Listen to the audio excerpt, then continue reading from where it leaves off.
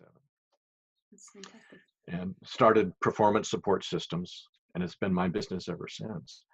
Wow. But just you know, for whatever reason, a kid can set a goal. Like Yeah. I want to win. I want to be the state champion in wrestling in my weight class. Well, you got some work to do, son. Mm-hmm. So But that's a goal.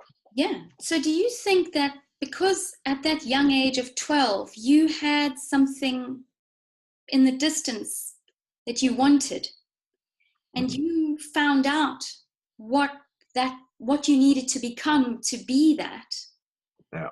that helped shape your focus to do the things you needed to do? That's right.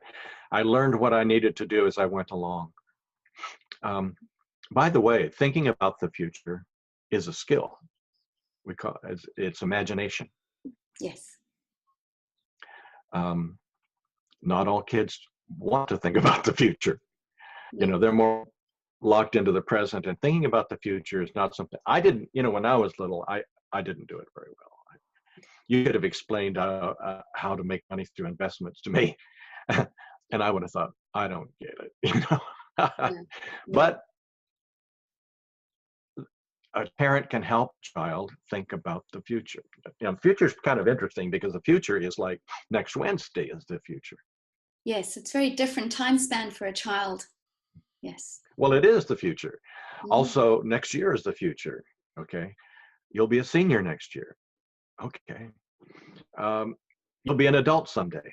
You might even have children of your own in the future. It's hard for them to think about that, but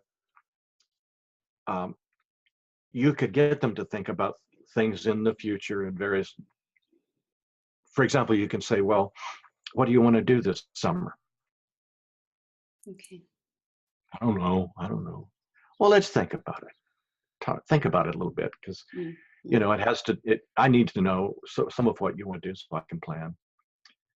And by the way, planning is a prefrontal cortex skill also. Yes. So you have this goal.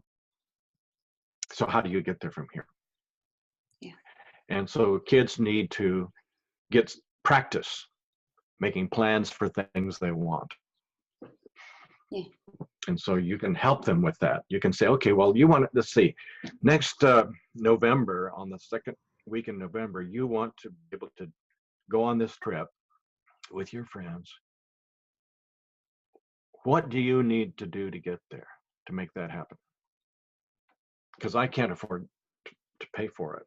I can help you a little bit, but all I can give you is 100 pounds or something. Okay. Yes.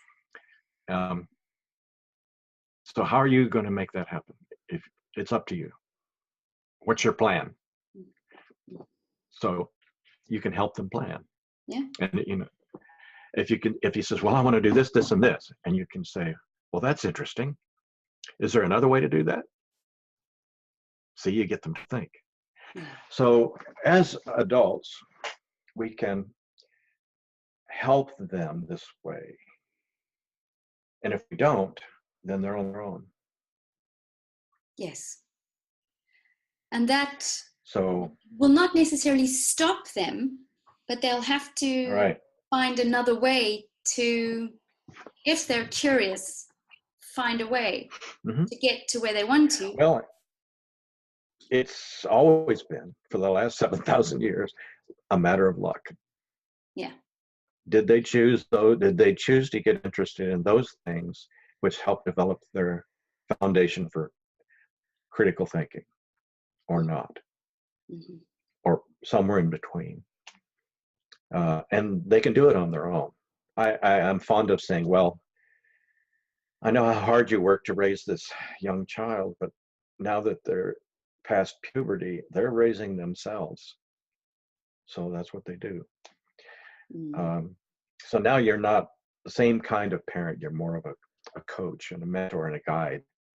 Yeah.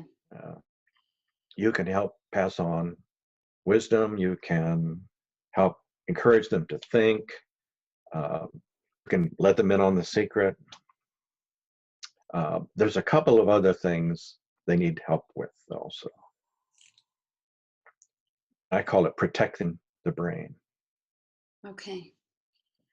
because there's a couple